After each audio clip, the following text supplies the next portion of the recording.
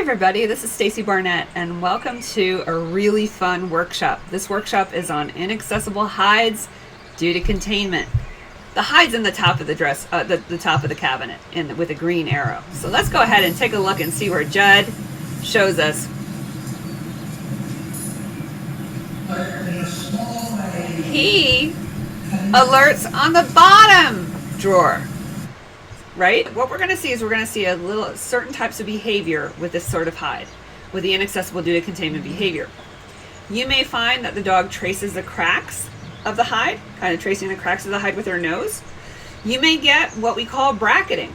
This time we're using that concept, that pushing in concept, to help to reinforce the value of our inaccessible due to containment hide, which is really cool because dogs don't like to be bored. They don't like to be bored. They need to have something.